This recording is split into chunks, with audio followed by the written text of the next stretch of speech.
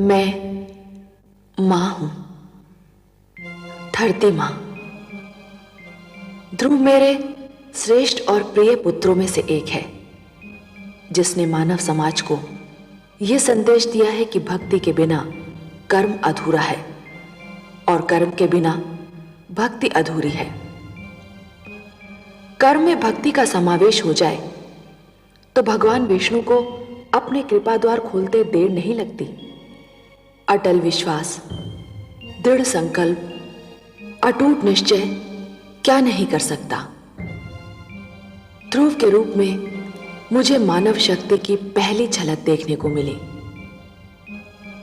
कितना आश्चर्यजनक है यह सत्य कि एक छोटे से बालक ने भगवान विष्णु को धरती पर आने पर विवश कर दिया।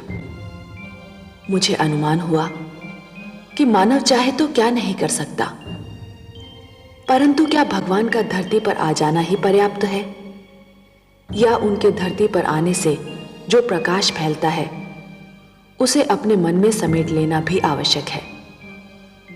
लगता है कि ध्रुव को इतने पर भी संतोष नहीं है। उसे उसका घर, उसका स्थान मिल गया। वो कुछ और भी चाहता है।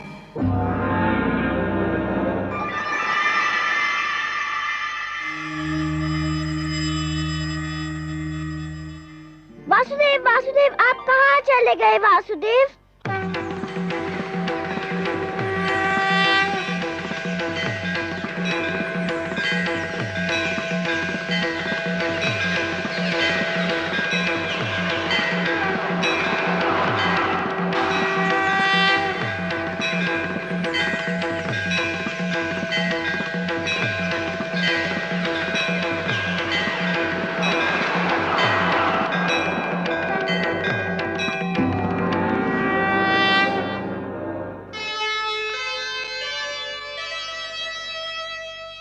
नन्हा सा ध्रुव हो गया, ऐसा भक्त महान, शक्ति दिखाई भक्ति ने, प्रगट हुए भगवान।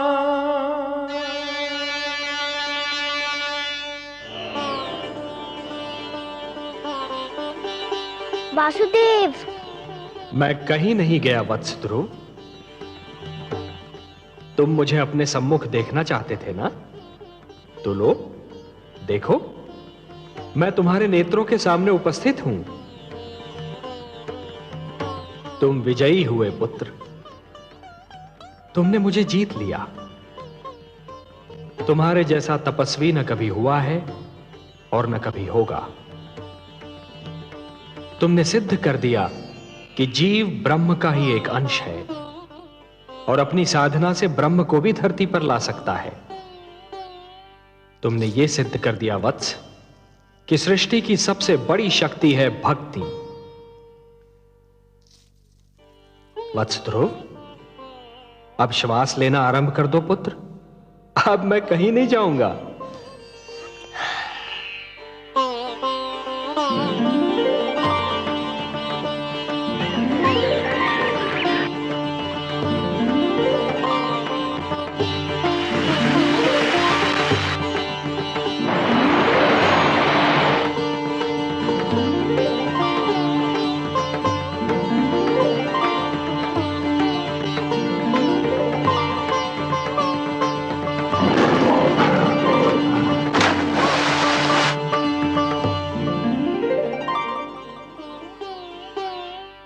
तुम मुझसे मिलना चाहते थे, मैंने तुम्हारी इच्छा पूर्ण कर दी। अब अपने माता पिता के पास लौट जाओ। नहीं भगवान, नहीं, अभी मैं नहीं जाऊंगा। क्यों वत्स? भी तो मुझे आपसे बहुत सी बातें करनी है, बहुत से प्रश्न पूछने हैं। प्रश्न? मुझसे? भला ऐसे कौन से प्रश्न हैं तुम्हारे मन में? मुझे बताइए प्रभु कि मेरी छोटी माता मुझे अपना पुत्र क्यों नहीं मानती? उन्होंने मेरी माताश्री को दासी क्यों कहा? उन्होंने मुझे मेरे पिताश्री की गोद से क्यों उतारा? मेरे पिताश्री ने छोटी माता को रोका क्यों नहीं? बताइए भगवान। अरे अरे अरे अरे अरे, इतने सारे प्रश्न एक साथ? अच्छा ये बताओ कि सबसे पहले तुम किस प्रश्न का उत्तर चाहते हो? मुझे मेरे पिताश्री के गोद से क्यों उतारा गया? अच्छा, तो इस प्रश्न ने तुम्हें सबसे अधिक व्याकुल किया है? हाँ भगवान। मेरे निकट आओ।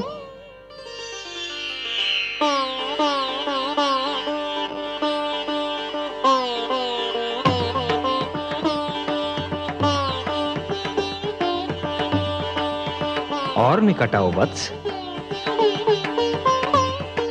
आओ वत्स।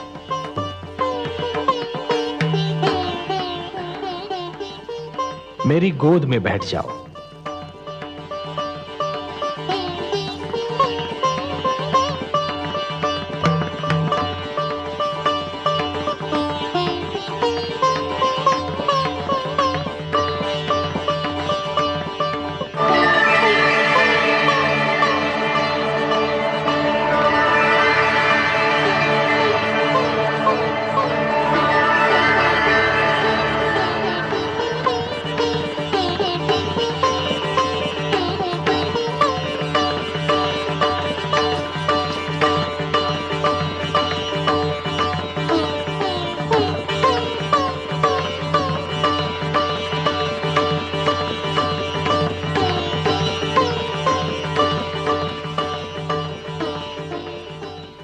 वत्स, अब और प्रश्न पूछने हैं मुझसे?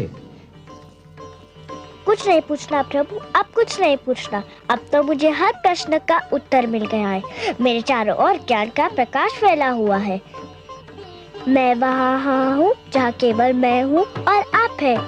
अच्छा, वासुदेव। ओम पूर्णमदः पूर्णमिदं पूर्णात् पूर्णमुदच्यते पूर्णस्य पूर्णमादाय पूर्णमेवावशिष्यते। अब ना कोई कामना है ना कोई इच्छा। आपकी गोद में आकर लगता है इसके सिवा हर वस्तु तुच्छ है।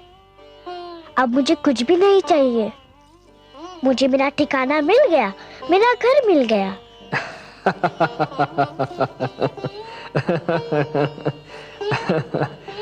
नहीं वत्स, मेरी गोद तुम्हारा ठिकाना नहीं, तुम्हारा घर नहीं। तुम्हारा घर तो वो कर्म भूमि है जिसका नाम है जीवन, संसार। भक्ति से तुमने मेरा मन जीत लिया, अब कर्म के माध्यम से तुम्हें परिवार का मन जीतना है। अपने परिवार की सेवा करके एक पुत्र धर्म को निभाना है। अपनी प्रजा को न्याय पर आधारित शासन देना है तुम्हें, कि फिर किसी बालक को अपने पिता की गोद से उतारा न जाए, मेरी खोज में यूं भटकना न पड़े। वत्स, जब तुम ये समस्त धर्म निभा लोगे ना, तो तुम्हें वो स्थान प्राप्त होगा जो संसार के रहते तुम्हारा नाम जीवित रखेगा।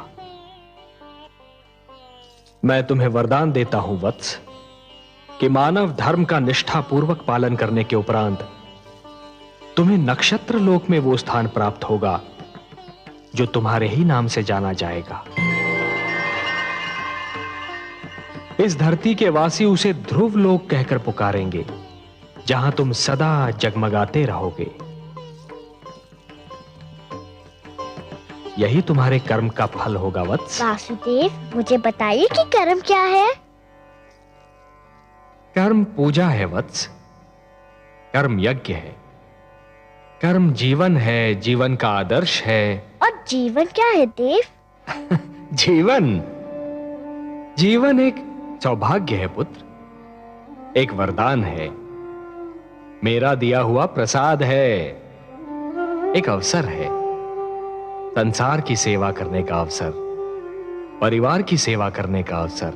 परिवार क्या है प्रभु, मुझे इसका ज्ञान दीजिए। परिवार वो है वत्स जो जीने का उद्देश्य देता है, मानव को यह बताता है कि संसार में क्यों जिया जाए, किसके लिए जिया जाए। और संसार क्या है भगवान? संसार संसार एक बड़ा परिवार है पुत्र, परिवार का विशाल रूप है, मेरी श्रेष्ठ रचना है।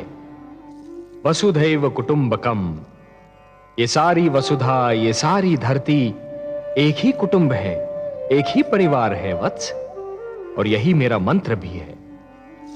ये सारा संसार मेरी ही संतान है। संसार की सेवा करना अर्थात मेरी सेवा करना, संसार के भले के लिए जीना, ये एक सर्वोत्तम आदर्श है वत्स।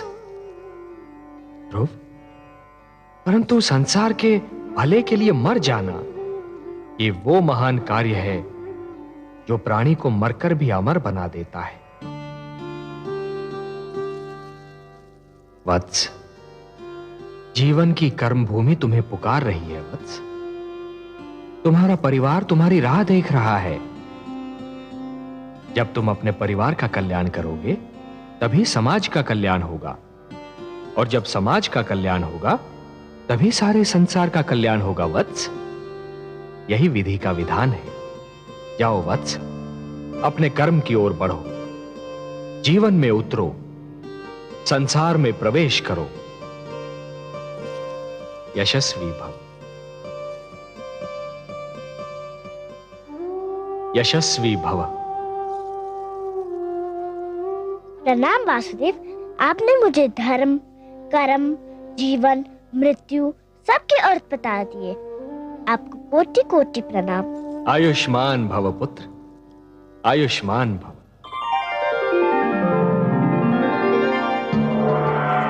इन्हें तो तुम पहचानते ही हो पुत्र, इनसे तुम कई बार मिल चुके हो। ये विष्णु प्रिया हैं, तुम्हारी माता लक्ष्मी। चाहिए माता, हम आपसे नहीं बोलते। क्यों पुत्र? आप चाहती तो मुझे बहुत पहले भगवान विष्णु की गोद में बिठा देती तो आपका क्या बिगड़ जाता? मेरा कुछ नहीं बिगड़ता पुत्र, पर मैं माता हूं और तुम मेरे पुत्र। हर माता यही चाहती है कि उसका पुत्र महान बने। यदि मैं तुम्हें भगवान विष्णु की गोद में बिठा देती तो तुम वो ना बन पाते जो आज हो। अब तुम एक महान भक्त बन चुके हो। मैं तुम्हारी सहायता करती तो मैं महान कहलाती, तुम्हारी महानता छिपकर रह जाती। मेरे स्वामी का तो यही संकल्प है कि हर मानव का कल्याण हो। मैं भी उन्हीं का संकल्प पूरा कर रही थी। आप महान है माता। मैं समझ गया कि आपने क्या किया और क्यों किया। मैं आपके चरणों में शीश नवाता हूँ। मैं आपका उपकार कभी नहीं भूलूंगा। प्रणाम। नारायण नारायण।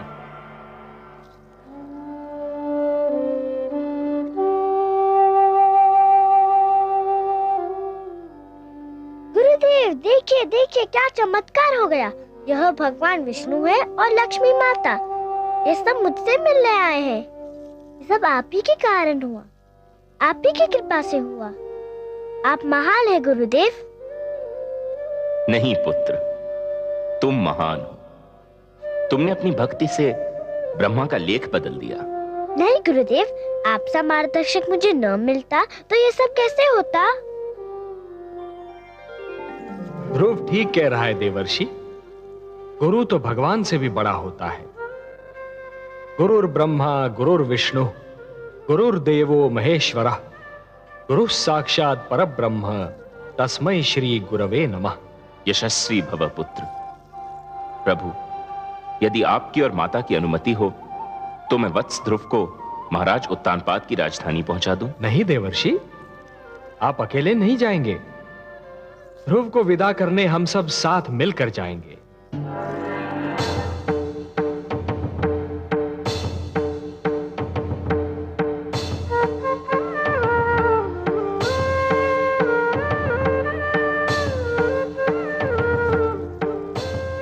आइए माते।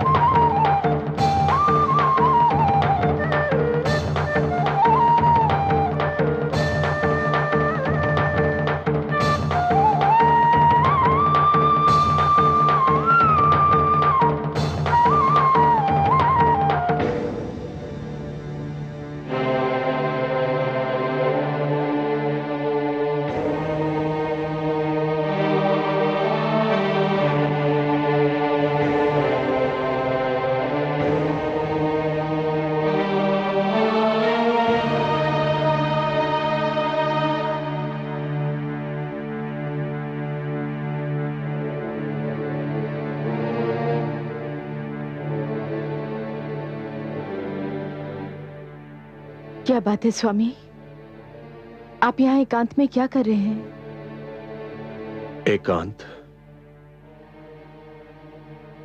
एकांत के सिवा मेरे जीवन में राही क्या है? महारानी सुनीति, लोग तो कहते हैं कि एकांत में मन को शांति मिलती है, पर यह एकांत बड़ा निष्ठुर है। मेरा एकांत अपने सात पुत्र ध्रुव की मधुर स्मृतियों की भीड़ लाता है। इस एकांत का मौन बड़ा ही निर्दयी है। ये चिल्ला चिल्ला कर मुझसे प्रश्न पूछता है जिनके उत्तर मेरे पास नहीं। ये पूछता है कि पुत्र ध्रुव क्यों चला गया, कहां चला गया।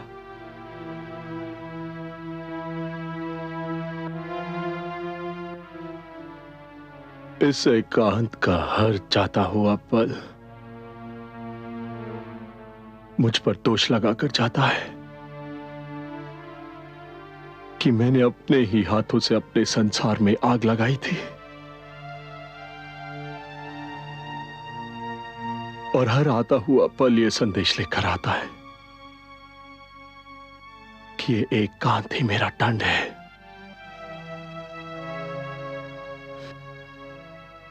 पुत्र ध्रुव के बिना मेरा जीवन अभिशाप बन गया है,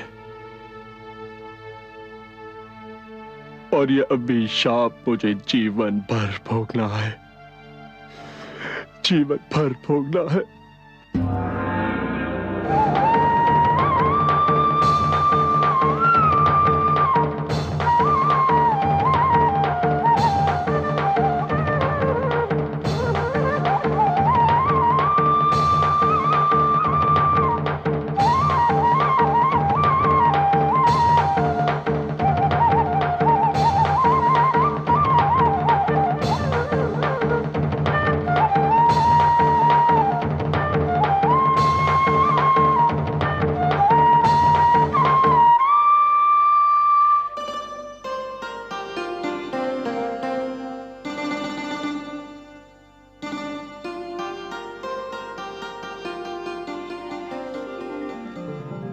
आयुष्मान भव पुत्र।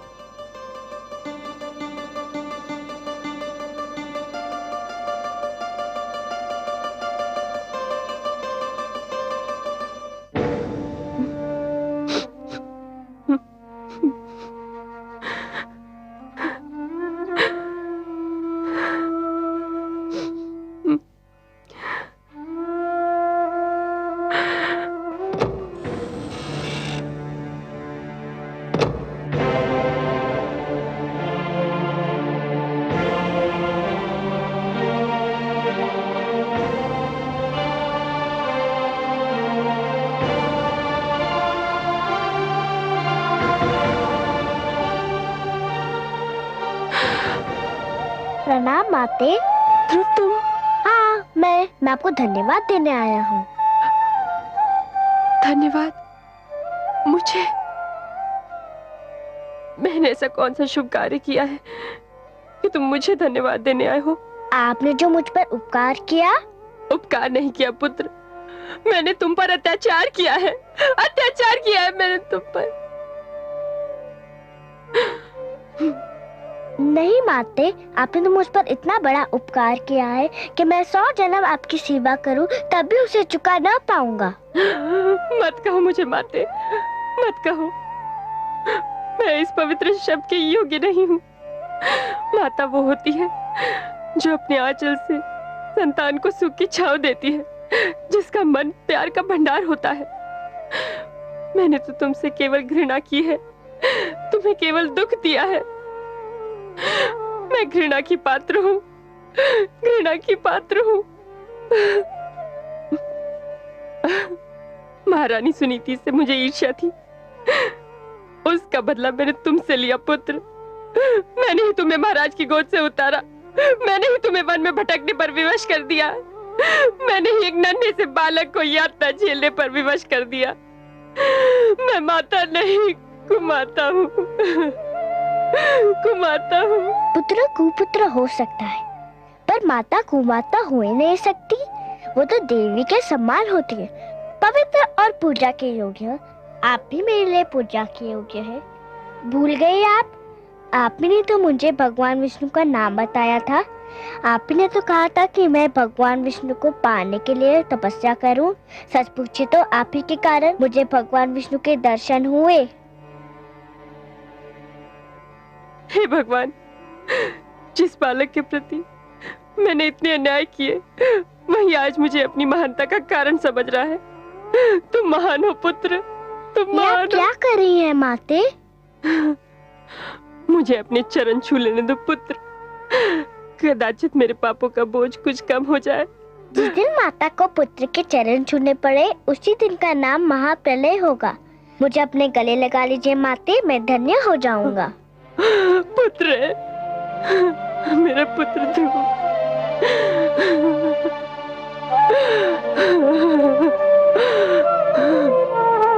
मेरा पुत्र ध्रुव।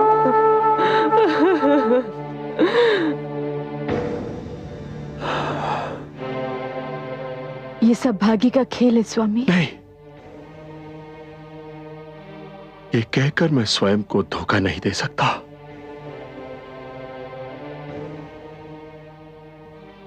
इन तर्कों से मेरे मन को शांति नहीं मिलती। यदि आज मैं पुत्र ध्रुव का मुख देखने को तरस रहा हूं, तो ये भाग्य का खेल नहीं, मेरे कर्मों का दुष्परिणाम है। जो कुछ भी हुआ मेरे ही तो कारण हुआ। मुझे तो लज्जा आती है अपने आप से, अपने इस जीवन से। ऐसा मत कहिए स्वामी, ऐसा मत कहिए। माना आज हमारा जीवन अंधेरी रात्रि है, किंतु रात्रि कोई भी हो, किसी ना किसी ढंग से अवश्य ढल जाती है। कब ढलेगी ये रात्रि? कब होगी भोर? क्या सवेरा तब होगा जब नेत्रों की ज्योति मर चुकी होगी,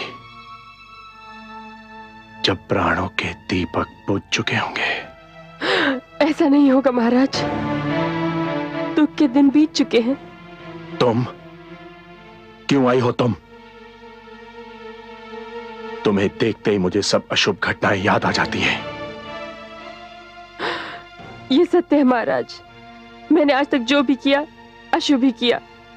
मैंने कभी आपको कोई शुभ समाचार नहीं दिया, किंतु आज मैं आपको शुभ समाचार सुनाने आई हूं महाराज। तुम और शुभ समाचार? बबूल के वृक्ष पर आम नहीं फलते सुरुचि। महाराज, भगवान विष्णु चाहे तो क्या नहीं हो सकता। ये देखिए। प्रणाम माते, प्रणाम पिताश्री। ध्रुव, मेरे लाल।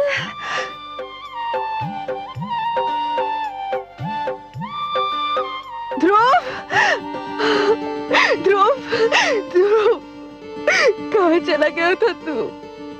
कहाँ चला गया था? ध्रुव, ध्रुव मेरे पुत्र। आपका लाल महान बन चुका है महारानी।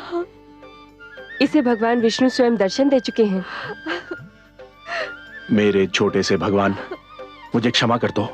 किंतु आपको भी किसी को क्षमा कर देना होगा। किसको क्षमा करना होगा? इन्हें, मेरी छोटी माता को। इसे? हाँ, इन्हें। ये न होती तो मुझे भगवान विष्णु के दर्शन कैसे होते? इन्हीं के कारण तो मैं भगवान विष्णु की खोज में निकला था। आओ माते।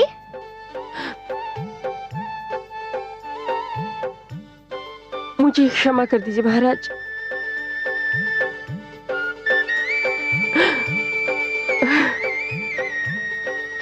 क्या कर रही हो? बस, बस।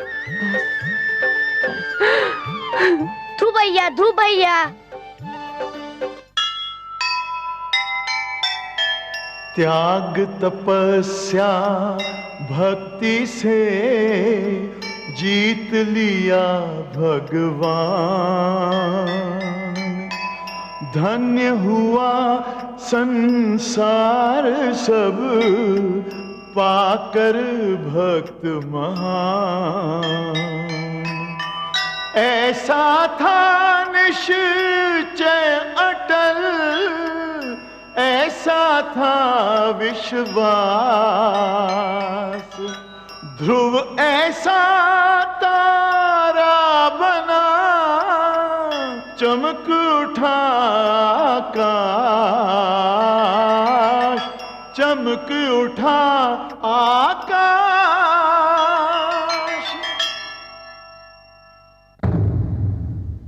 मैं मां हूं, धरती मां। तुमने देखा कि भक्ति में कितनी शक्ति है। तुमने देखा कि अपनी तपस्या और दृढ़ निश्चय के बल पर भक्त भगवान को भी जीत सकता है, भगवान को धरती पर आने को बाध्य कर सकता है। यह भक्त और भगवान के रिश्ते की कथा थी। विष्णु पुराण की कथा भगवान के अवतार की कथा है। भक्त को जैसे भगवान का ध्यान रहता है, वैसे ही भगवान को भी भक्त की चिंता रहती है। भगवान विष्णु ने माता लक्ष्मी से कहा था, परित्राणाय साधूनाम विनाशाय च दुष्कृताम धर्म संस्थापनार्थाय संभवामि युगे युगे। और अपने इस वचन को उन्होंने एक बार नहीं, बार बार निभाया। भगवान विष्णु ने आप्त वचन के रूप में मानव को जीवन के नियम प्रदान किए हैं। इन नियमों को जब भी तोड़ा गया, मानव पर, जीवन पर संकट की जब भी कोई घड़ी आई, श्री विष्णु भगवान धरती पर अवतरित हुए और पाप तथा पापी का नाश किया, क्योंकि वही तो धरती के पालनहार हैं। नियम भी तो उन्होंने ही बनाए हैं, फिर वे कैसे सहन कर सकते हैं कि उनके नियमों को तोड़ा जाए।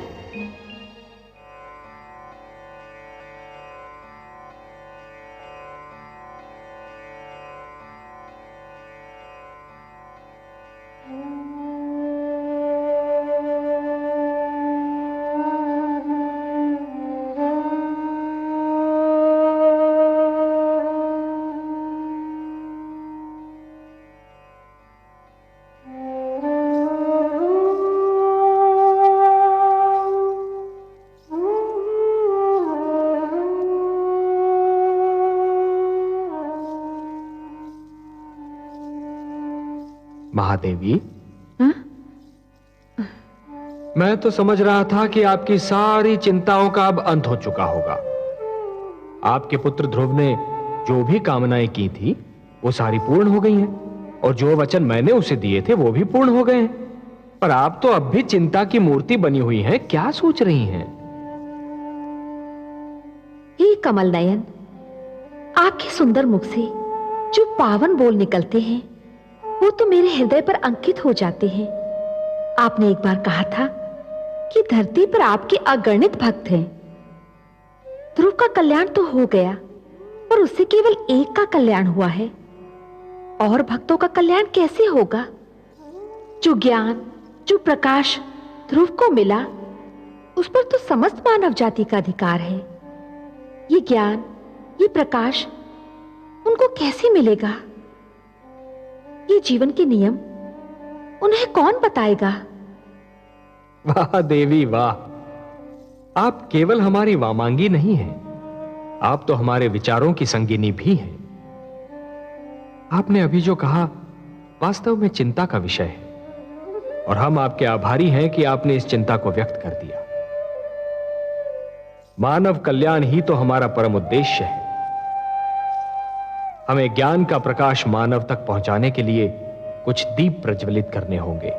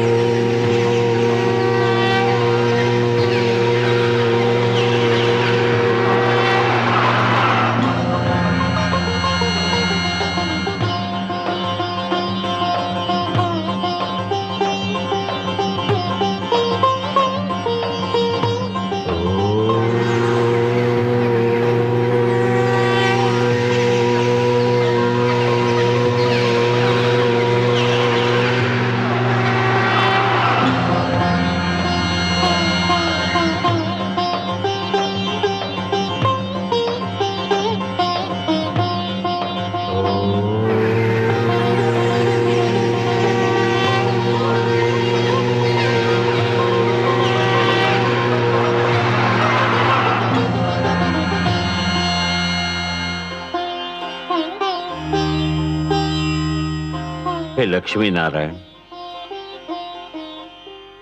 मेरे लिए क्या आदेश है? आज आपकी सभा में कुछ नवीन, अति सुंदर और महातेजस्वी पात्र दिखाई दे रहे हैं प्रभु, जिनके आज से पहले अभी दर्शन नहीं हुए। हे ब्रह्मा, ये आप्त वचन है, मेरी वाणी है। ये सारे ज्ञान के स्वरूप हैं। ज्ञान जो निश्चल होता है, पवित्र होता है, एक बालक के समान, और इसीलिए इन्हें बाल स्वरूप प्राप्त हुआ है। ब्रह्मा जी, विधाता को अपना परिचय दीजिए। हे ब्रह्मा, भगवान विष्णु ने मेरा नाम ऋग्वेद रखा है। हे प्रजापति, भगवान विष्णु ने मुझे यजुर्वेद का नाम दिया है। हे विधाता, भगवान विष्णु ने मुझे सामवेद कहकर पुकारा है। हे प्रभु, भगवान विष्णु से मुझे अथर्ववेद का नाम मिला है। हे त्रिलोकीनाथ, परिचय तो मिल गया, परंतु मेरे लिए इनकी रचना का उद्देश्य अब भी एक भेद बना हुआ है। कौन सी आवश्यकता इनकी रचना का कारण बन गई सर्वेश्वर? हे चतुरानन, जिस सृष्टि का निर्माण आपने किया है, उसे चलाने का कार्यभार तो हम ही को मिला है ना? वो तो आप बहुत सुंदर ढंग से चला रहे हैं। आदि प्रजापति, हाँ, किंतु शिशु जब अपने पांव पर खड़ा होना और चलना सीख रहा होता है, तो हर पग पर उसके पांव डगमगाते हैं। उसे गिरने का भय होता है, तब उसे किसी उंगली या हाथ के संबल की आवश्यकता होती है। मानव जीवन भी अभी बस अपने पांव पर खड़ा होना और चलना सीख ही रहा है। ब्रह्मा जी, उसे भी किसी संबल की आवश्यकता है, ज्ञान की आवश्यकता है, प्रकाश की आवश्यकता है। और ये मेरे वेद, मेरी वाणी, मेरे आप्त वचन मानव की इसी आवश्यकता की पूर्ति करेंगे। आपकी जितनी भी प्रशंसा की जाए कम है। हे परम श्रेष्ठ, कितनी सुंदर कृतियां बनाई हैं आपने। इनके मुख से तो तेज की किरणें फूट रही है। हे विधाता, आपको तो ज्ञात ही है कि मानव मुझे कितना प्रिय है। मैं तो स्वयं मानव में अपनी छाया देखता हूं। मैं उसे वो ज्ञान देना चाहता हूं जो किसी और प्राणी के पास ना हो। मैं उसे वो विवेक देना चाहता हूं जो उसे श्रेष्ठता दे, समृद्धि दे। ये वेद मैंने मानव कल्याण के लिए रचे हैं। इसीलिए तो जगत आपको मंगलकारक कहता है। हे विश्वेश्वर, आपको सदैव मानव कल्याण का ध्यान रहता है। हे ब्रह्मा, मेरा मानव पर और मानव का मुझ पर अधिकार है। ये ऋग्वेद है। ऋग्वेद का संदेश है मनुर्भव, मनुष्य बनो। मनुष्य इसका निर्देश है। ऋग्वेद ईश्वर और मानव के संबंध की परिभाषा है। यह मानव को प्रार्थना के मंत्र सिखाएगा। ब्रह्मा जी, आप तो स्वयं दयामय हैं प्रभु, प्रार्थना और पूजा की आवश्यकताओं से परे। हे सर्वशक्तिमान, प्रार्थना का आपके लिए क्या महत्व है? हे ब्रह्मा, प्रार्थना का महत्व मेरे लिए नहीं है। प्रार्थना का महत्व तो मानव के लिए है, क्योंकि प्रार्थना झुकना सिखाती है। जिस प्रकार वृक्ष की डाली फलों से लद जाने पर झुक जाती है, उसी प्रकार जब मनुष्य को ज्ञान और समृद्धि मिले तो उसे झुक जाना चाहिए। जो सिर झुकता नहीं, उस सिर में अहंकार अपना डेरा डाल देता है। ऋग्वेद मानव को अहंकार से बचाएगा। ऋग्वेद मानव को यह सिखाएगा कि सिर किसके आगे झुकाना चाहिए और कैसे झुकाना चाहिए। आप सच्चिदानंद हैं, सत हैं, चैतन्य हैं, चित हैं और आनंद स्वरूप हैं। आपके विचार भी आप ही की भांति आनंददायक हैं नीलकांत। मुझे शेष वेदों की महानता से भी अवगत कराने की कृपा करे प्रभु। ये यजुर्वेद ये मानव को यह बताएगा कि मैं यज्ञ में निवास करता हूं। हे सृष्टि रचयिता, जीवन का दूसरा नाम है कर्म। जब कोई कर्म दूसरों की भलाई के लिए किया जाता है तो उसे यज्ञ कहते हैं। यज्ञ परोपकार का दूसरा नाम है और परोपकार दूसरों की भलाई करने का सर्वोत्तम गुण है। हे ब्रह्मा, जैसे एक रस्सी के बिना जल से भरा हुआ डोल कुएं से बाहर नहीं आ सकता, वैसे ही यज्ञ के बिना मानव जीवन भी अज्ञान के अंधकार से ज्ञान के उजाले में नहीं आ सकता। और यही संदेश देगा मानव को यह यजुर्वेद। मुझे सामवेद का ज्ञान भी दीजिए प्रभु। सामवेद? हे ब्रह्मा, आपकी सृष्टि के कण कण में संगीत बसा है। संगीत जो मन को मुग्ध कर देता है। संगीत कोयल की कूक में भी है और पपीहे की पुकार में भी, नदी की लहरों में भी है और झरने के बहाव में भी। आत्मा को परमात्मा की झलक मिलते ही मन में राग अनुराग का जो सोता फूट पड़ता है, उसी का मधुर संगीत है ये सामवेद। संगीत ज्ञान का भंडार है ये सामवेद। और यह अथर्ववेद। हे आदि प्रजापति, आप तो जानते हैं कि धरती पर सूर्य अपने संग एक नवीन दिन के साथ साथ एक नवीन समस्या, एक नवीन कठिनाई भी लाता है। और मानव जीवन की प्रगति के लिए यह आवश्यक भी है कि वो समस्याओं को सुलझाता रहे, कठिनाइयों से लड़ता रहे।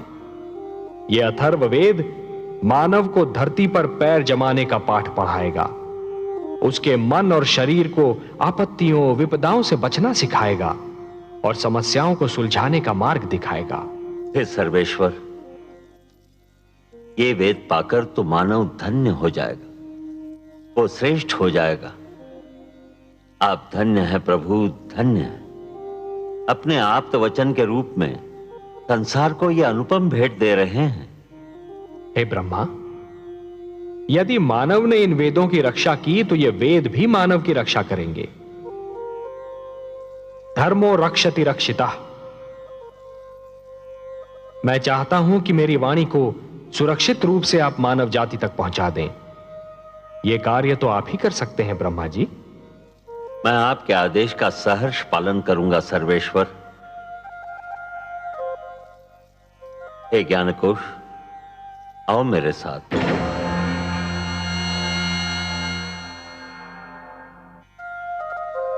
हे कमल नयन, अपनी वाणी को मानव तक पहुंचाने का कार्य तो स्वयं आप भी कर सकते थे, फिर यह कार्य ब्रह्मा को क्यों सौंपा? महादेवी, मेरी वाणी में तो जीवन का वरदान है, मानव संस्कारों का समावेश है। परंतु सृष्टि के निर्माता तो ब्रह्मा ही है ना। मानव को जन्म उन्होंने ही दिया है। इसीलिए मेरी वाणी के वरदान और संस्कार मानव जाति तक केवल ब्रह्मा ही पहुंचा सकते हैं। आप जो भी करते हैं मानव कल्याण के लिए ही करते हैं।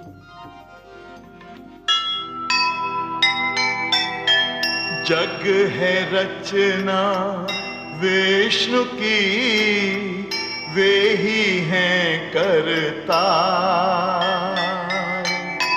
सबकी है चिंता उन्हें, वे हैं पालनहार। मानवता का हो भला, सबका हो कल्याण। इसीलिए संसार को दिया वेद का ज्ञान, दिया वेद का ज्ञान।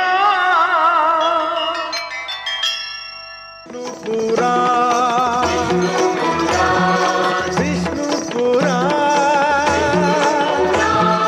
विष्णु पुराण, प्रगटे कब